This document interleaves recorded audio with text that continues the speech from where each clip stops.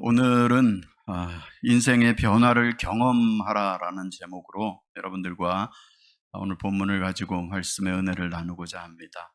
여러분, 우리 기독교는요, 변화의 종교입니다. 왜냐하면 우리는 이 기독교라고 하는 이 신앙 안에서 늘 우리의 삶의 변화를 경험하기 때문에 그렇습니다. 여러분, 성경에 보면은요, 이런 인생의 변화를 경험한 무수한 인물들이 등장을 합니다. 여러분, 베드로는요, 원래 뭐 하던 사람이었죠? 갈릴리 바닷가에서 고기를 잡던 무식한 어부였습니다. 그랬던 그가 예수님을 만나고 나니까 천국 열쇠를 담당하는 자로 변화되는 것입니다. 요한은요, 그 불같은 성격 때문에 우레의 아들이라는 그런 별명을 가졌던 사람이었습니다. 그가 주님을 만나고 나니까 사랑의 사도로 변화되는 것이죠. 그리스도인들을 핍박하던 핍박자 사울이요, 부활한 주님을 만나고 나니까 순교자 바울로 변화되는 것입니다. 여러분, 우리가 성경을 보면은요, 이렇게 주님을 만나고 하나님을 만남으로 그 인생이 정말 극적으로 드라마틱하게 변화되어진 그러한 인물들을 우리가 숱하게 만나게 되는 것입니다. 그렇기 때문에 이 기독교는요, 근본적으로 변화의 종교인 것입니다. 그럼 오늘 우리가 함께 읽은 이 본문에도 보면은요, 그러한 너무나도 극적으로 그 인생이 완전히 변화되는 그러한 한 인물이 등장을 합니다. 그가 누구입니까? 야곱이라고 하는 인물입니다. 여러분, 오늘 본문의 이 이야기, 여러분, 이 본문의 이 야곱이 이스라엘로 변화되어지는 이 놀라운 이야기는요, 오늘 우리에게 너무나도 귀중한, 너무나도 중요한 메시지를 주고 있습니다. 왜 그럴까요? 여러분, 오늘 우리 인생은요, 대부분 자기 인생에 만족하지 못합니다. 그래서 늘 뭔가 내 인생의 변화를 기대하면서 살아가죠. 내 인생은 도대체 왜 이럴까? 나는 왜 맨날 여기에 머물러 있을까? 뭔가 좀 변화되었으면 좋겠다. 뭔가 좀 새로워졌으면 좋겠다. 그러한 소망을 가지고 살아갑니다. 그런데 안타깝게도 그 소망이 잘 이루어지지 않는다는 거죠.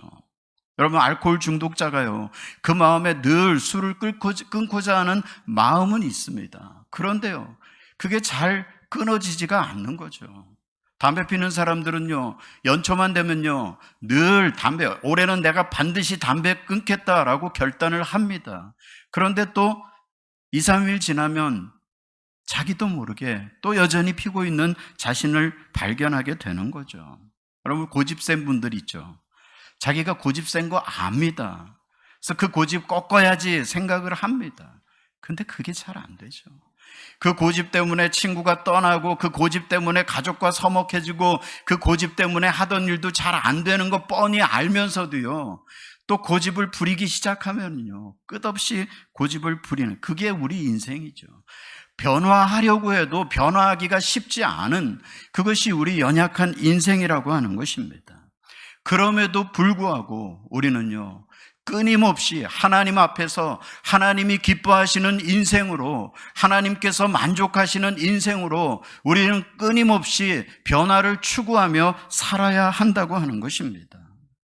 비록 지금 나는 연약하지만, 비록 지금 나는 부족하지만, 참 초라한 존재이지만, 그러나 그것이 하나님 앞에서 변화되어서 뭔가 하나님 앞에 능력 있는 자로, 하나님 앞에 쓰임받는 자로 변화되어질 것을 소망하고 그것을 추구하며 살아가야 한다고 하는 것입니다.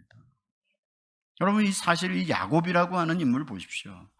얼마나 약점이 많은 인물입니까? 얼마나 참 흠이 많은 인물입니까? 저는 이 야곱을 볼 때마다 이 야곱이 정말 신앙의 인물이 맞나? 성경의 인물이 맞나? 이스라엘 12지파의 조상이 맞나 싶은 생각이 들 정도로 참 야곱은요, 인간적인 약점이 많은 사람이었습니다. 그런데 오늘 본문에 보면 그 연약한 야곱이 하나님을 만나고 이스라엘로 변화되어지는 놀라운 역사를 우리가 목격하게 되어지는 것입니다. 여러분, 야곱이 어떻게 이런 인생의 변화를 경험할 수 있었을까요? 여러분, 우리가 이것을 함께 생각해 보려고 하는데요, 그 전에 먼저 우리는요, 야곱이 어떤 사람이었는지를 한번 생각해 볼 필요가 있습니다. 여러분, 야곱이라는 이름의 뜻이 무엇입니까? 발 뒤꿈치를 잡은 자라는 뜻이잖아요. 여러분, 이 야곱은요, 쌍둥이로 태어났습니다. 어머니 뱃속에 쌍둥이로 있다가 형 에서가 먼저 나가려고 하니까 안 돼, 내가 먼저 나가야 돼. 형의 발 뒤꿈치를 딱 잡았는데 얼마나 세게 잡았는지 태어날 때 그 뒤꿈치를 꽉 붙들고 엄마 뱃속에서 태어난 사람이 야곱입니다.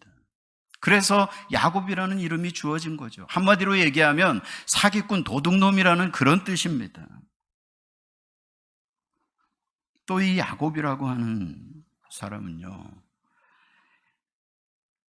참 욕심이 많은 사람입니다. 그러니까 어머니 뱃속에서부터 이 욕심으로 가득한 그러한 모습으로 태어난 거죠. 뒤꿈치를 잡고. 여러분, 이런 모습을 보면은요, 나면서부터 원죄를 가지고 태어나는 우리 인간의 모습을 상징하는 인물이 이 야곱이 아닌가, 이런 생각을 해봅니다.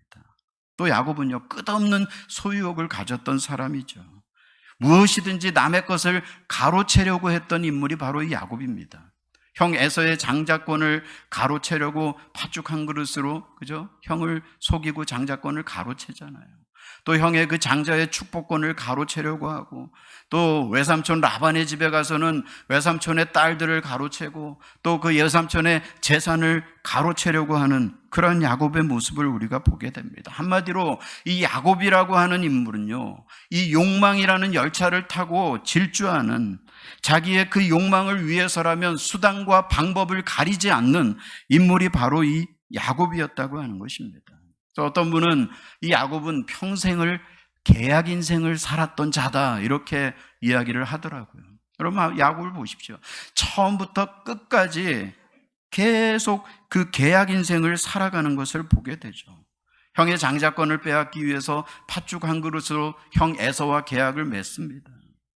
또 외삼촌 라반의 집에서는요, 아내를 얻기 위해서, 또 외삼촌 라반의 그 재산을 빼돌리기 위해서 외삼촌과도 계약을 맺잖아요. 여러분, 원래 당시에는요, 당시 그 시대 문화에서는요, 형제나 친척과는 자신의 이익을 위해서 계약을 맺지 않는 것이 상식, 그러니까 정상적인 모습이라는 거죠. 그럼에도 불구하고 야곱은요, 자기의 이익을 위해서 자기의 형제와 자신의 외삼촌과 계약을 맺는 그런 모습을 우리가 보게 됩니다. 마치 오늘날 우리의 모습과 같죠. 여러분, 현대인들은요, 말 그대로 계약 인생을 살아갑니다. 요새는 결혼도 계약 결혼을 한다 그러죠. 그죠?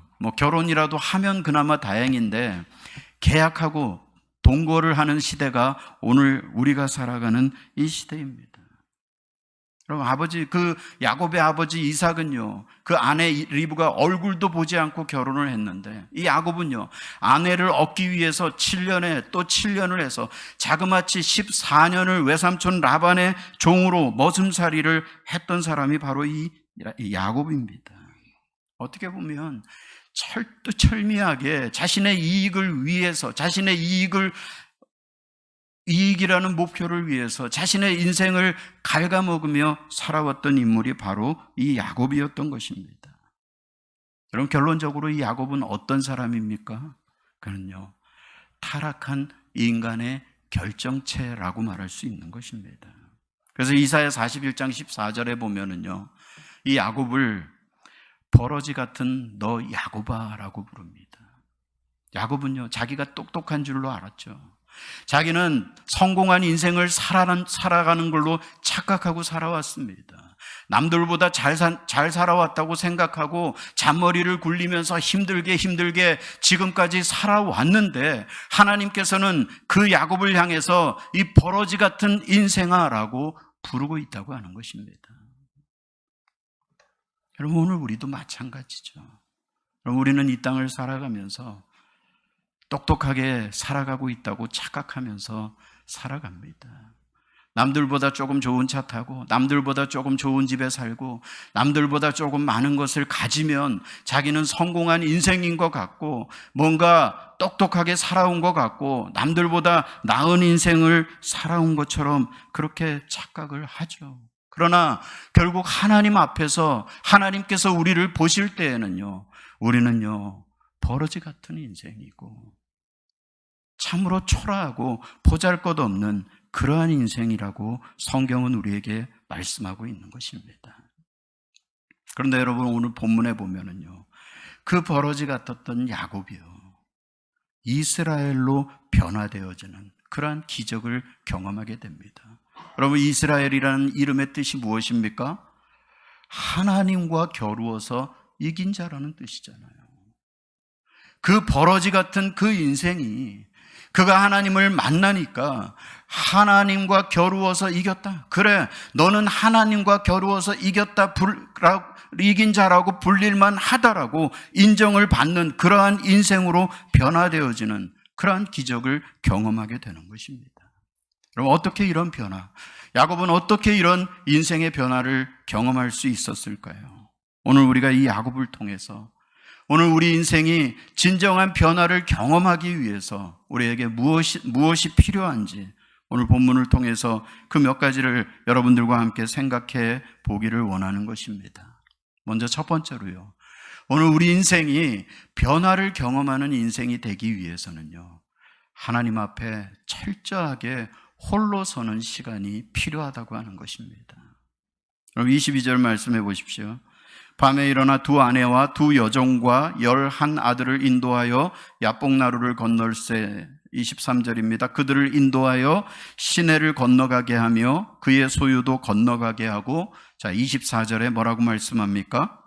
야곱은 홀로 남았더니. 여러분, 지금 상황이 어떤 상황입니까? 지금 그 강 건너편에는 형 에서가 눈에 쌍심지를 켜고 불을 켜고 군사 400명을 이끌고 지금 달려오고 있습니다. 야곱은요, 엄청난 두려움과 공포에 사로잡혀 있습니다. 그래서 그 강을 함부로 건너가지 못하고 자기의 가족들, 자기의 자녀들, 자기의 모든 종들과 재산은 다 건네보내놓고 자기 혼자, 철저하게 혼자 지금 남아 있었던 것입니다. 여러분, 홀로 남아서 야곱이 무엇을 했을까요? 저는 이런 생각을 해봅니다. 다 떠나보내놓고 야곱은 혼자 남아서 그 밤에 쓸쓸하게 밤하늘을 바라보면서 아마 자기 자신의 지금까지 살아왔던 그 비참한 그 인생을 돌아보았을 것입니다. 그리고 야곱은요, 자기의 인생을 돌아보면서 자신이 철저하게 빈손이었다는 사실을 깨닫게 되었을 것이라고 하는 것입니다. 여러분, 야곱의 인생을 보십시오. 나름 열심히 살고 그는 평생 무언가를 얻기 위해서 그 소유욕을 채우기 위해서 살아왔지만 그는 항상 결과적으로는요, 빈손이었던 것을 보게 됩니다. 어머니 뱃속에서 형 에서보다 먼저 나가겠다고 발 뒤꿈치를 붙들고 나왔지만 여러분, 먼저 태어나는데 성공했습니까? 실패했죠. 팥죽 한 그릇으로 그 장자권을 가로채고 또 아버지를 속이고 형을 속여가면서 그 장자의 축복을 가로챘지만 그럼 형이라고 불렸습니까? 오히려 그 형 에서의 복수가 두려워서 야반도주하는 그러한 신세가 되었잖아요. 외삼촌 라반의 집에 가서 여인을 아내로 얻기 위해서 7년을 종살이를 했지만 결과는 어땠습니까? 다시 또 7년을 종살이를 해야만 했습니다. 어찌어찌 재산을 이루고, 그죠?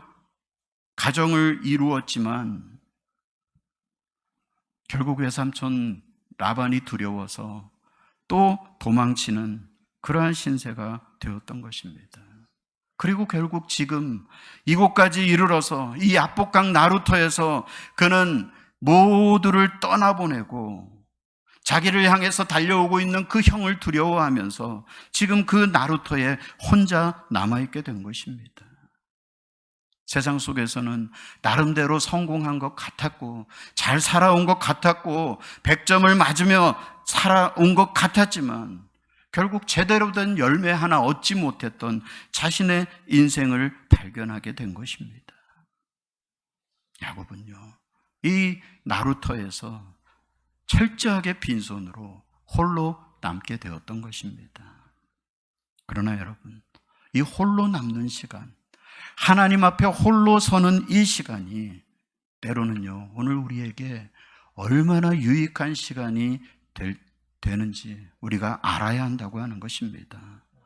왜냐하면요, 우리는요, 홀로 남게 되었을 때에 비로소 자신을 돌아볼 수 있기 때문이라고 하는 것입니다. 오늘 야곱은요, 이 나루터에 혼자 남게 되었을 때, 그곳에서 자신이 빈손이라는 것을 깨닫게 되었을 때에 하나님을 만나게 되어지고 그곳에서 그는 진정한 변화를 경험하게 되었던 것입니다. 그렇기 때문에 여러분, 이 홀로 있는 시간, 이 시간이요, 때로는 고통스러운 시간이고 때로는 외로운 시간일 수 있지만 오늘 우리의 신앙에, 오늘 우리에게 영적으로 정말 필요한 시간임을 우리가 절실하게 깨달아야 하는 것입니다. 그리고 여러분, 우리는요, 홀로 있을 때에 비로소 우리는 우리의 모든 위선을 떨쳐버리고 솔직한 자기의 모습을 바라보게 되는 것입니다. 여러분, 위선이 무엇입니까? 남들에게 보이기 위해서 내가 아닌 것, 내가 가지지 않은 것을 마치 내 것인 것처럼, 마치 나인 것처럼 그렇게 행동하는, 그것이 위선이잖아요. 그래서 여러분, 헬라어에는요, 이 위선이라고 하는 단어가 배우라는 단어와 같은 의미로 사용된다고 하는 것입니다. 그래서 여러분, 이 위선이라는 것은요, 내가 아니라 다른 사람들, 관객들이 나를 바라보는 그 시선을 의식하고 내가 아닌 다른 모습을 그들에게 보여주기 위해서 행동하는 것, 그것이 바로 위선인 것입니다. 그렇기 때문에 우리는 이 홀로 있는 시간을 통해서 그 위선을 벗어버리고 진정한 자신의 모습을 발견하게 되는 것이죠. 왜요? 다른 사람의 시선을 의식할 필요가 없기 때문이라고 하는 것입니다. 사랑하는 성도 여러분, 오늘 여러분들이 정말 하나님 앞에 홀로 서서, 철저하게 홀로 서서 내 위선을 떨쳐버리고 내가 하나님 앞에 어떠한 모습으로 서 있는지 자신을 돌아볼 필요가 있다고 하는 것입니다. 거짓과 가식과 위선으로 똘똘 뭉쳐있는 그런 신앙생활을 해왔던 것은 아닌지,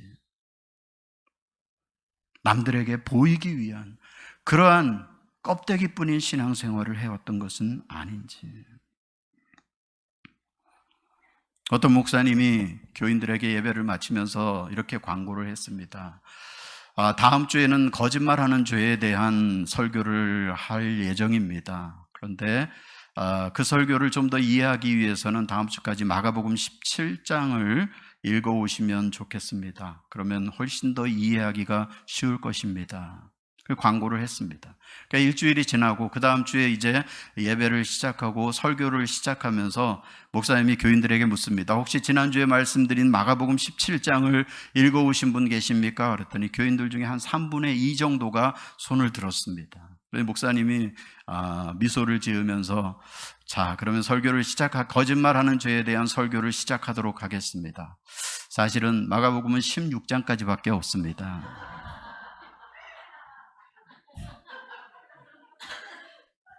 여러분, 우리 모습이 그런 모습은 아닌지 우리가 생각해 볼 필요가 있는 거죠.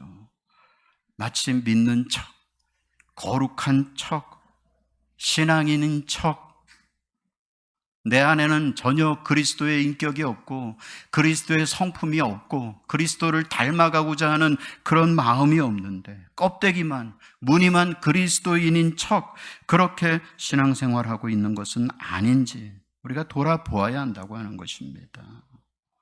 우리는 하나님 앞에 홀로 설 때에 우리의 모든 위선을 던져버리고 솔직하게 자기의 신앙을 돌아볼 수 있게 되는 것입니다.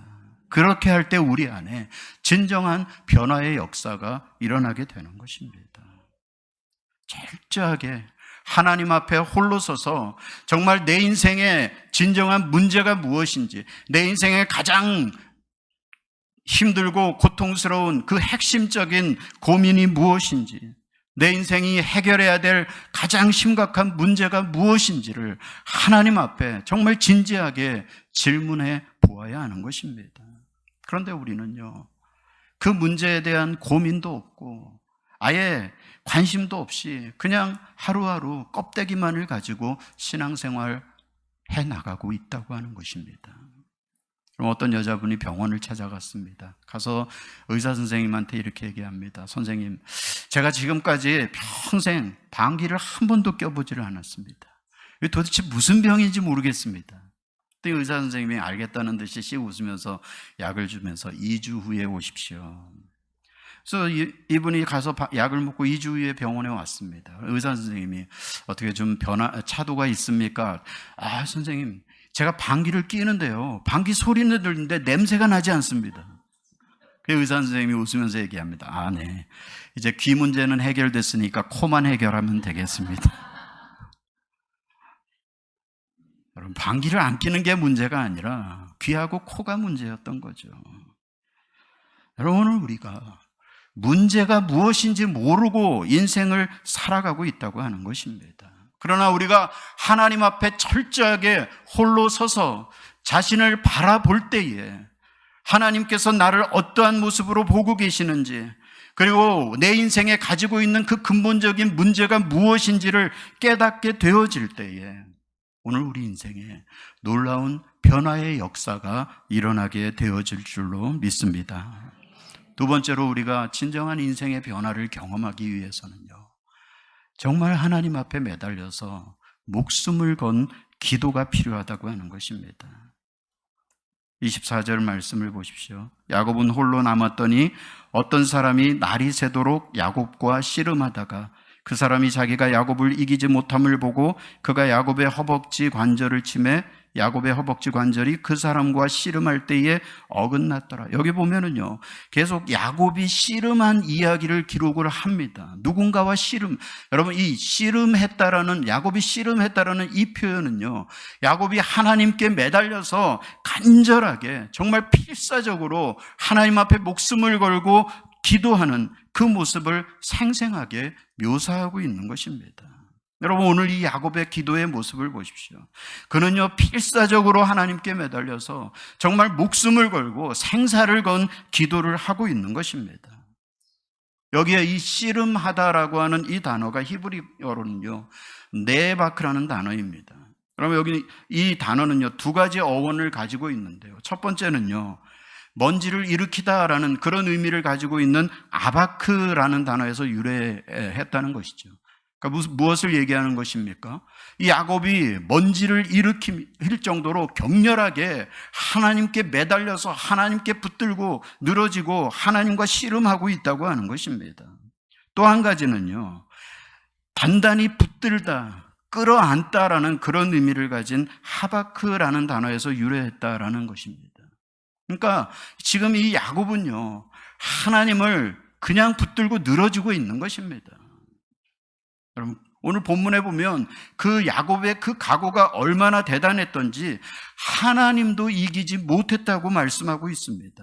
하나님께서 야곱의 그 허벅지 관절을 치고 그 허벅지를 부러뜨리고 이제 날이 밝으니까 제발 좀 나 좀 가게 놔줘라, 그렇게 말씀하시는데도 야곱은요, 안 됩니다. 하나님, 나를 축복하시기 전에는 제가 절대로 이걸 놓을 수 없습니다, 보내드릴 수 없습니다 하고 매달리고 있는 것입니다. 여러분, 오늘 우리에게도요, 이러한 생사를 건 기도가 있어야 한다고 하는 것입니다. 그래서 위대한 종교개혁자였던 루터는요, 기도는 노동이다라고 말을 합니다. 여러분, 기도는요, 노동입니다. 정말 우리가 간절하게 정말 필사적으로 하나님께서 매달려 기도하기 위해서는 노동 이상의 노력과 에너지가 필요하다는 것이죠. 그래서 어떤 목사님은요, 2시간 기도하는 것보다 차라리 2시간 설교하는 게 훨씬 쉽다고 그렇게 얘기를 하시더라고요. 여러분, 기도는요, 뜨거워야 합니다. 간절해야 합니다. 나의 정성을 쏟아붓고 나의 힘을 쏟아붓고 나의 모든 것을 쏟아붓는 그런 기도여야 하나님의 마음을 움직일 수가 있는 거죠. 습관적인 기도, 형식적인 기도, 중언부언하는 기도, 여러분 이런 기도는요 결코 하나님을, 우리에게서 돌아서려고 하시는 그 하나님을 다시 돌이킬 수 있는 기도가 되지 못한다고 하는 것입니다. 또 어떤 분들은요 기도를 길게 해야 능력이 있는 줄 알고 기도만 했다 하면은 그냥 창세기부터 요한계시록까지 어떤 장로님이 기도를 아주 길게 하시는 분이 있었습니다. 그래서 이 장로님이 기도하는 그 순서만 되면 온 교회가 긴장을 하는 그런 장로님이었는데 드디어 이제 장로님이 기도 순서가 됐습니다. 그날 그 주일 아침부터 권사님이 장로님 오늘은 제발 기도 좀 짧게 해야 됩니다. 알았어, 내가 알아서 할게. 그래갖고 이제 기도를 시작합니다. 기도를 하는데 그날따라 또 불이 붙었는지 기도가 끝날 생각을 하지 않는 거죠. 그러니까 뒤에서 권사님이 얼마나 불안해요. 얼마나 참 속이 타요. 그래서 뒤에서 제발 끝내라고 막 손을 흔들어도 눈 감고 기도하는데 보이지 않으니까 계속. 그러니까 목사님이 뒤에 앉아 계시다가 잘못하다간 설교할 시간도 없겠는 거예요. 그래갖고 안 되겠어 갖고 뒤에서 그 장로님 양복 옷자락을 붙들고 탁탁 당겼습니다. 그랬더니 장로님이 기도하다 말고 갑자기 목사님 손을 탁 치면서 사탄아 물러가라. 기도하다가 졸지에 목사님이 사탄이 되어버렸다는 그런 이야기가 있습니다. 여러분 우리가요 기도가 길다고 좋은 것이 아니라 토박해도 짧아도 그 안에 우리의 진심이 담겨 있어야 하는 것이죠.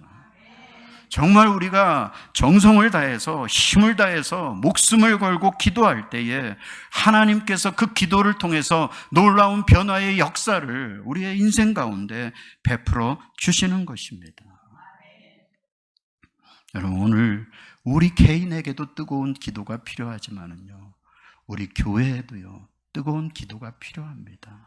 오늘 우리 말씀 전원교회가 정말 하나님이 귀하게 쓰시는 교회, 하나님이 우리를 향하신 하나님의 그 비전과 뜻을 이루어가는 그러한 교회, 정말 하나님의 능력이 나타나는 이 지역의 복음을 증거하는 그러한 교회가 되기 위해서는요 우리 교회 안에 기도의 뜨거운 역사가 일어나야 합니다.